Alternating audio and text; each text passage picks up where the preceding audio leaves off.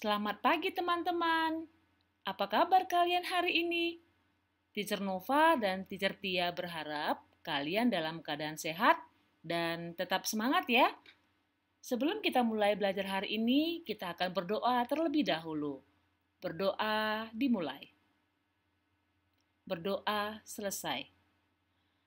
Pembelajaran kita hari ini, kita akan belajar tentang sumber daya alam dan pemanfaatannya.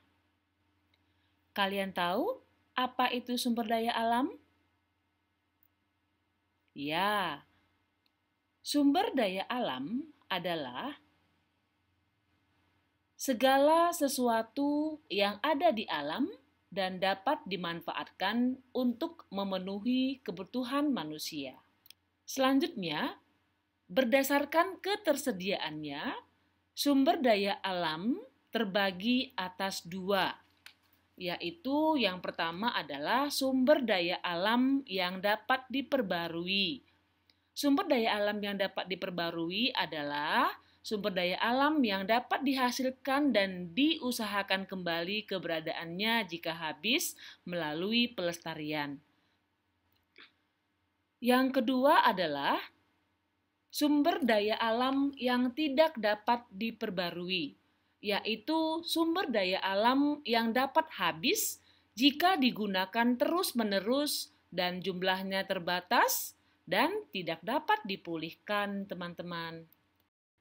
Nah, sekarang kita belajar sumber daya alam yang dapat diperbarui itu dapat dibagi menjadi dua, teman-teman. Yang pertama adalah sumber daya alam hayati, yaitu sumber daya alam yang berupa makhluk hidup.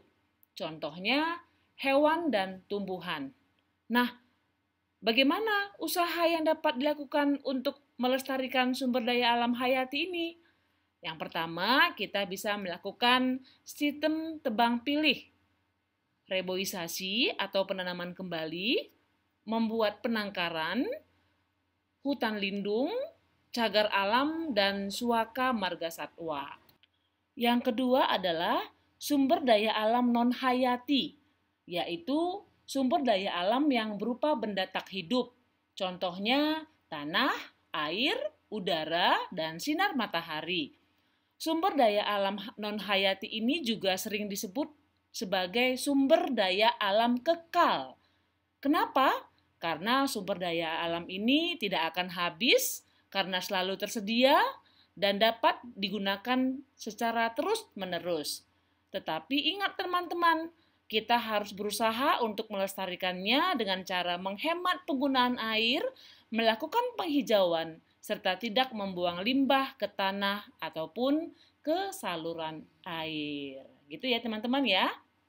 Selanjutnya kita ke sumber daya alam yang tidak dapat diperbarui. Dapat dibagi menjadi tiga teman-teman. Yang pertama, sumber daya alam energi. Contohnya minyak bumi, batu bara, dan gas alam. Yang kedua, sumber daya alam mineral logam. Contohnya besi, nikel, seng, emas, perak, dan timah. Dan yang ketiga adalah sumber daya alam mineral non-logam. Contohnya belerang, batu kapur, granit, asbes, marmer, dan pasir kuarsa. Karena sifatnya tidak dapat diperbarui, kita harus menghemat juga dalam pemanfaatannya teman-teman. Salah satu sikap menghemat penggunaan sumber daya alam tidak dapat diperbarui adalah memanfaatkannya dengan bijaksana. Sampai di sini paham ya teman-teman ya? Oke, kalau begitu kita lanjutkan.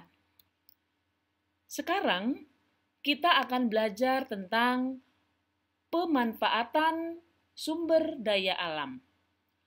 Manusia memanfaatkan sumber daya alam di sekitarnya untuk memenuhi kebutuhan yang sering juga kita sebut dengan kegiatan ekonomi. Karena sumber daya alam satu daerah dengan daerah lainnya tidak sama, kegiatan ekonomi manusia pun di suatu daerah dengan daerah lainnya tidak sama. Nah, sekarang kita akan belajar satu persatu. Yang pertama, memanfaatkan sumber daya alam berupa pertanian. Ya, kegiatan ekonomi di bidang pertanian merupakan usaha mengolah tanah untuk ditanami tanaman. Kegiatan pertanian ini dibagi menjadi 3, yaitu yang pertama adalah sawah, merupakan pertanian lahan basah, hasil utamanya adalah padi. Selanjutnya yang kedua adalah tegal, yaitu merupakan pertanian lahan kering, tidak membutuhkan terlalu banyak air. Hasilnya tebu, jagung, singkong, dan lain-lain. Selanjutnya yang ketiga. Yang ketiga adalah ladang. Ladang merupakan pertanian yang dilakukan dengan cara membuka areal hutan untuk menanam. Hasilnya adalah gandum dan sayuran. Selanjutnya, kita akan belajar tentang kegiatan ekonomi yang memanfaatkan sumber daya alam dari hasil perkebunan. Nah, sekarang kita belajar yang ini ya teman-teman ya. Nah, tanaman perkebunan dimanfaatkan manusia untuk berbagai kepentingan. Di antaranya sebagai berikut. Yang pertama, bahan membuat makanan dan minuman. Contohnya kakao, kopi, dan teh. Seperti yang ada di gambar ya teman-teman ya. Nah, yang kedua, bahan baku obat-obatan. Contohnya mahkota dewa, kina, cengkeh, kayu putih, dan lain-lain. Dan yang ketiga, bahan baku industri. Contohnya kapas dan karet. Nah, itu tadi kegiatan ekonomi yang memanfaatkan sumber daya alam perkebunan ya teman-teman ya. Oke, selanjutnya adalah pemanfaatan sumber daya alam perikanan. Ada 2 jenis pemanfaatan sumber daya alam perikanan ya teman-teman ya. Nah, yang pertama, perikanan darat. Merupakan usaha pemeliharaan dan penangkapan ikan di darat. Misalnya sungai, danau, tambak, dan lain-lain. Hasil perikanannya antara lain lele, mujair, bandeng, udang, dan lain-lain. Sedangkan yang kedua adalah perikanan laut. Apa itu perikanan laut? Yaitu merupakan usaha menangkap ikan dan hasil laut lainnya. Misalnya dilakukan oleh penduduk pesisir pantai. Hasilnya antara lain tongkol, cumi-cumi, tuna, kerang, rumput laut, dan lain-lain. Sekarang kita lanjutkan ya teman-teman ya. Yang keempat adalah pemanfaatan hasil peternakan. Merupakan usaha memelihara dan mengembangbiakkan hewan untuk dikonsumsi atau dijual. Hewan ternak dibagi menjadi 3, yaitu yang pertama adalah hewan ternak besar. Contohnya sapi, kerbau, dan kuda. Selanjutnya hewan ternak kecil. Contohnya kambing dan kelinci. Dan yang ketiga adalah hewan ternak unggas. Contohnya ayam, bebek, entok, dan burung puyuh. Selanjutnya, kita akan belajar tentang kegiatan ekonomi yang memanfaatkan sumber daya alam hasil hutan.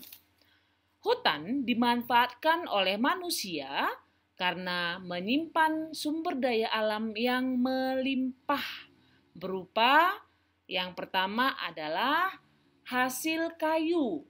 Berasal dari batang pohon yang ditebang dan diolah menjadi bahan baku industri, misalnya kertas dan furnitur. Yang kedua adalah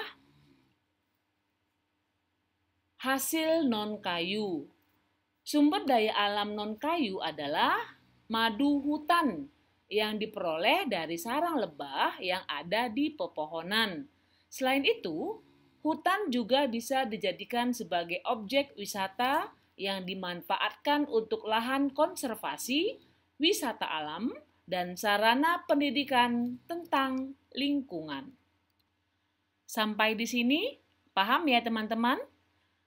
Oke, selanjutnya yang keenam adalah salah satu contoh dari sumber daya alam yang tidak dapat diperbarui. Kegiatan ekonominya adalah memanfaatkan hasil pertambangan, di mana sumber daya alam hasil pertambangan memiliki banyak manfaat. Misalnya untuk dijadikan bahan bakar kendaraan bermotor, bahan bangunan, perhiasan, dan obat.